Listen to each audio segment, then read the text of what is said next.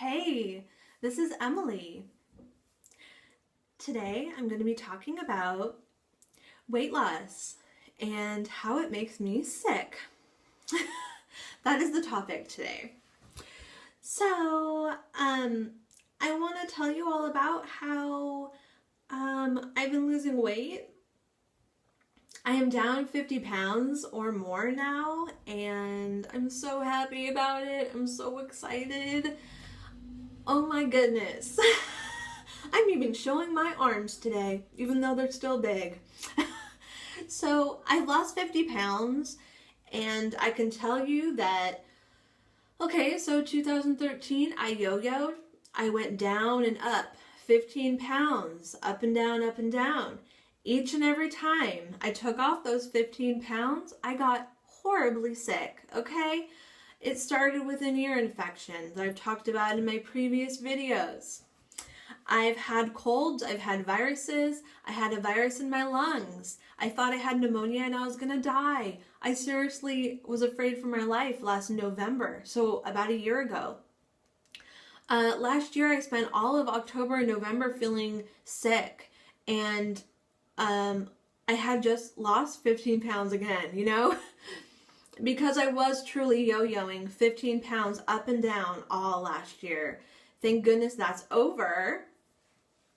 But what I didn't realize at the time, and what I am starting to realize now, is that every time I lost that 15 pounds, I was reinfecting myself with toxins. Okay, so let's talk about this. Every time I tend to take off 10, 15, 20 pounds, I will start to get sick. Now that I think about this and I've been doing research on this subject, it even occurs to me that even back before I was really trying to lose weight, this was happening to me back then, say 4 years ago.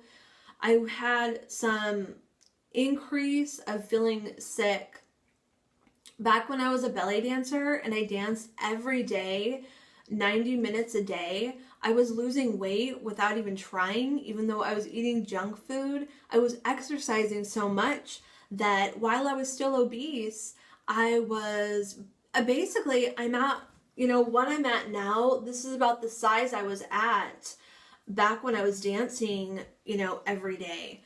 And I was part of a troupe. And so I was obese, but I was losing weight because of the exercise, and then I eventually plateaued.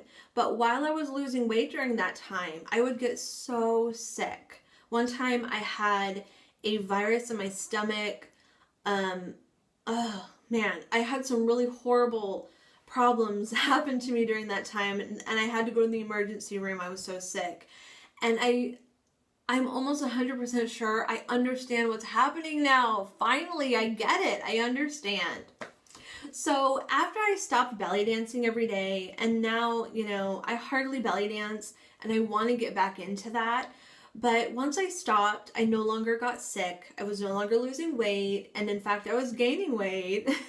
And I felt great as far as illnesses are going, but I felt really sick as in I was getting really big. And so then that's when in 2013, I went on Rachel 4. I yo-yoed that 15 pounds. I kept getting sick over and over again. And then back in July of 2014, I switched to Eat to Live, and I've been losing weight, but I've been getting sick again.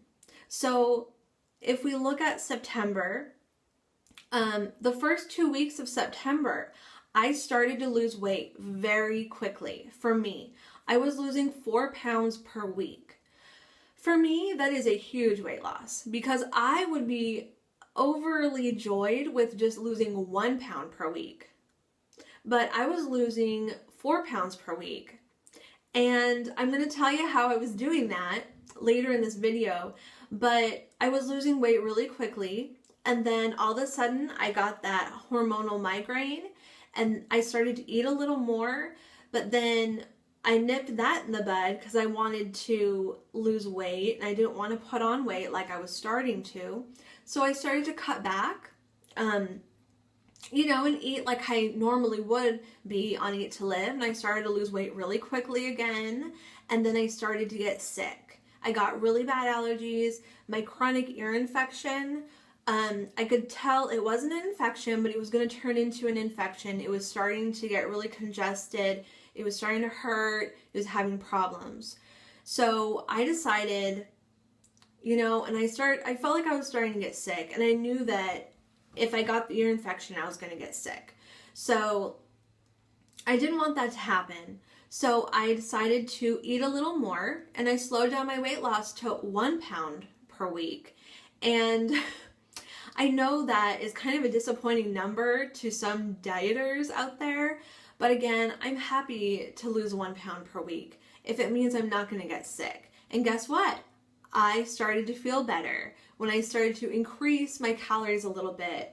So how I did that was I started to increase it by eating a little more nuts and seeds and a little more fruit.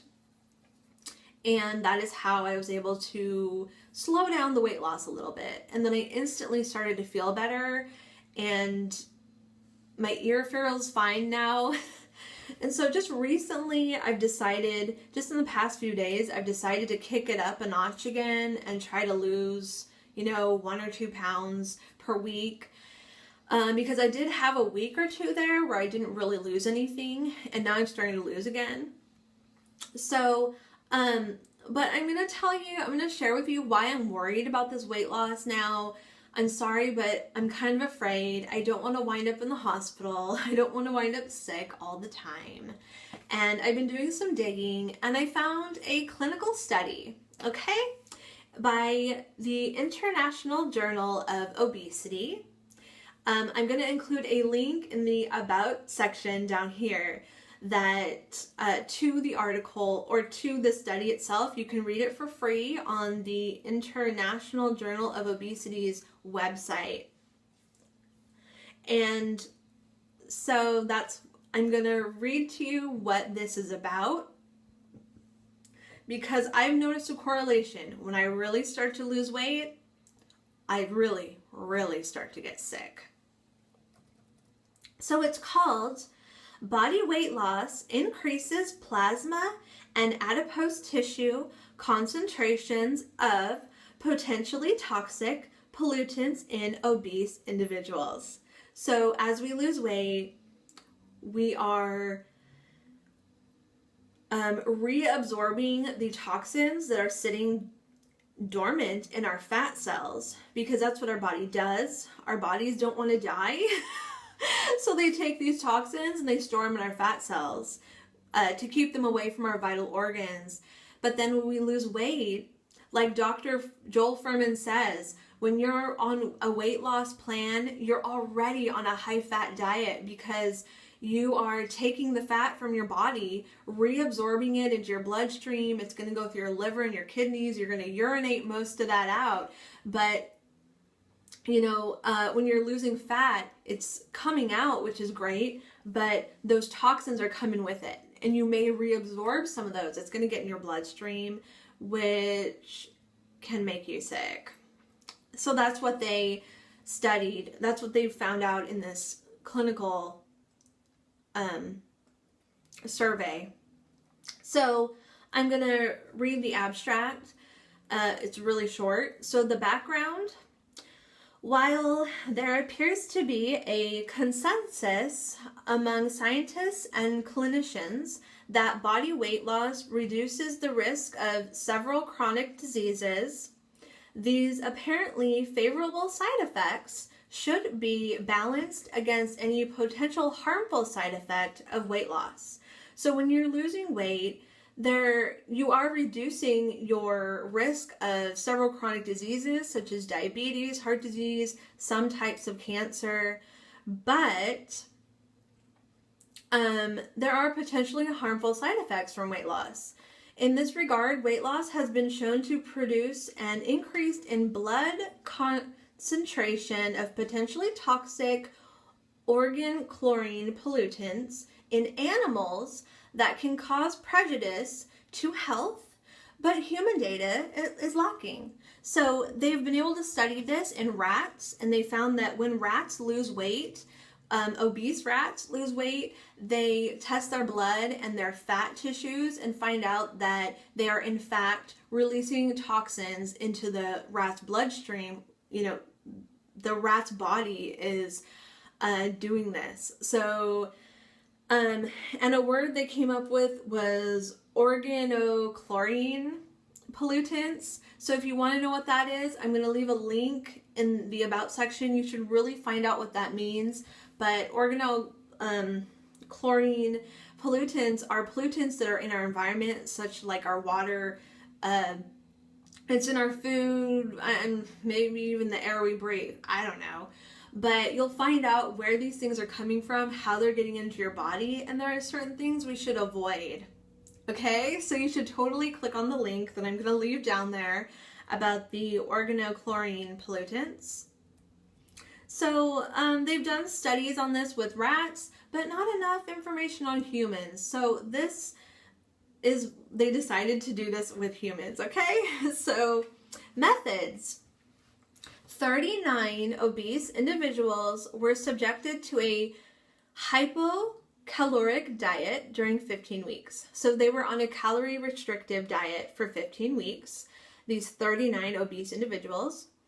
Blood and subcutaneous adipose tissue samples were analyzed before and after treatment. So their blood and their fat tissues were analyzed before and after the treatment for 26 organochlorine compounds. So they were looking for 26 different types of toxins, okay? A control group consisting of 57 women of similar mean age was also formed in order to compare plasma concentrations. So they had 39 obese individuals.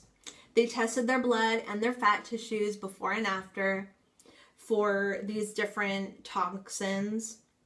And then they had a second group, a control group of 57 women that were around the same age that, and they tested their plasma as well. So here are the results. So the toxic pollutants were found in every single subject, and all 19 compounds detected had their plasma concentration increased following treatment. So they found 19 different toxic compounds in the blood and fat tissues. So these people lost a mean body weight loss of 9.5 kilograms during the 18 weeks, 15 of which were statistically significant. So 19 compounds were found, 15 of those compounds were considered significant. When compared with a control group, 5 compounds increased significantly. These observations persisted after an 18-week low-fat exercise program follow-up. Increases were correlated with body weight loss, and adipose tissue analysis yielded similar results as their concentration of toxic compounds increased following treatment. So even after this 18 weeks, they were seeing all these toxins still in their blood and fat tissues. So their conclusion is body weight loss increases plasma and fat tissue concentrations of pesticides and PCBs in obese subjects.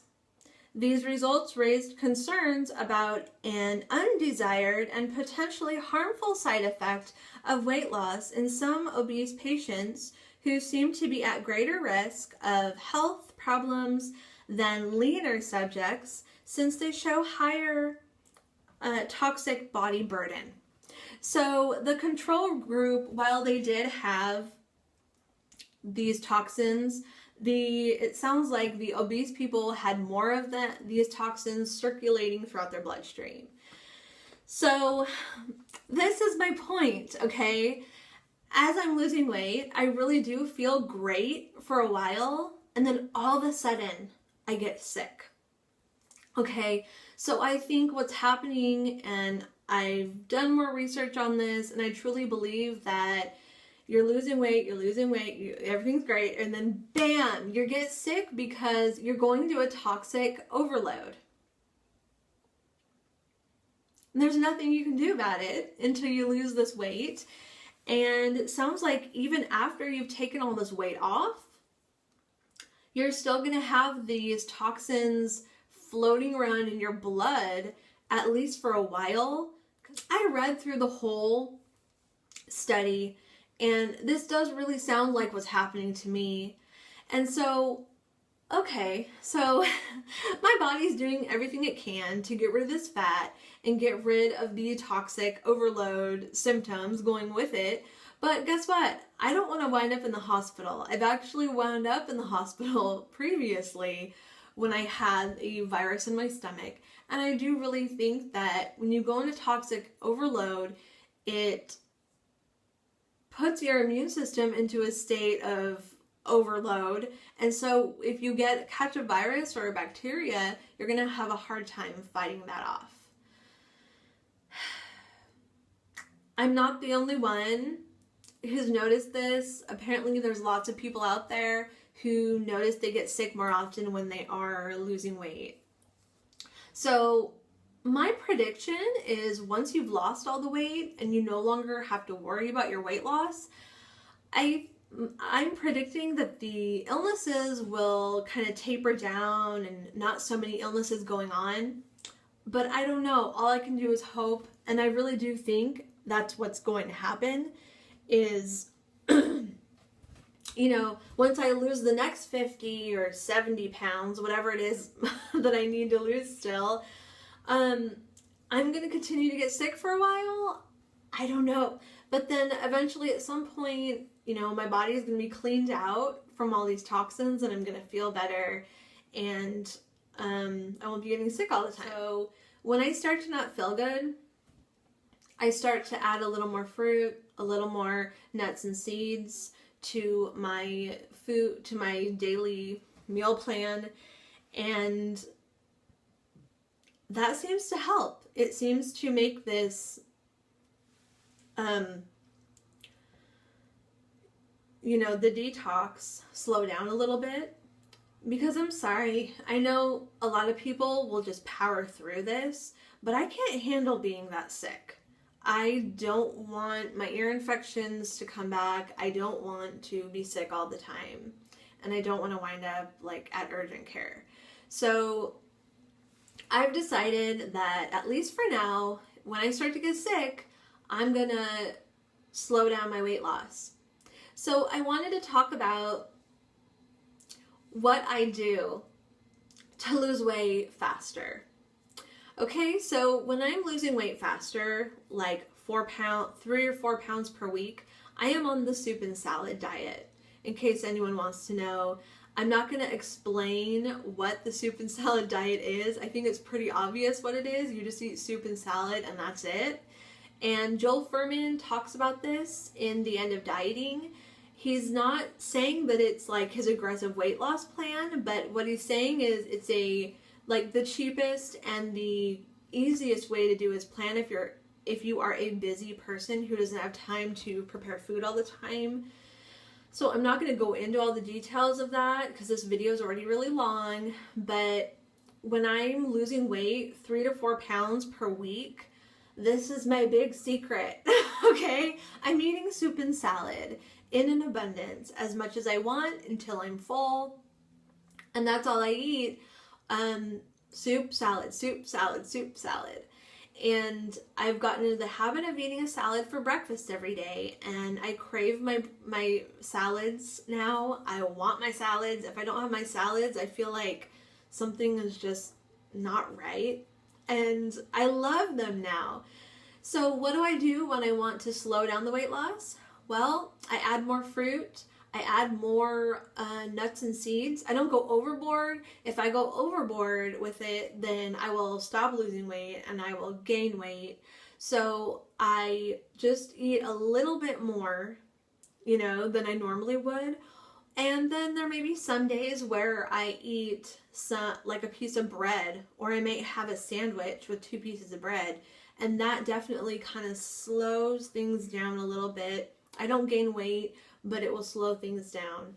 Now, if I were to eat something like bread, or what else slows it down? I don't know, stuff like that, then I would not be increasing my fat for that day. I just don't think they go together. Bread and fruit, okay. And then another day I may increase, not eat any bread, but I'll have like fruit and increased nuts and seeds. So that's what I do to just slow it down. And I've been losing like 1, maybe 2 pounds per week. And I've been able to heal while slowing down the weight loss a little bit. Now that I'm feeling better, I'm kind of testing the waters, and I might, I've started to do more of the soup and salad diet again, which is Joel Fuhrman's term. And I haven't weighed, but excuse me, like I've only been doing it for a couple days. So I've gotten back on the more aggressive soup and salad, and I'm going to be doing that until if I start to not feel good, then I'll be slowing down that detox with food again. So anyway, I just want to explain that whole thing to you. I hope this all makes sense. What do you think? What do you think about all this? Should I just power through and get over it? Or should I be gentle with myself like I am trying to do, and so I don't get too sick? What do you think I should do? Okay, thank you so much for watching this. I appreciate it. And I will see you next time. Look for my weight loss update video at the end of the month.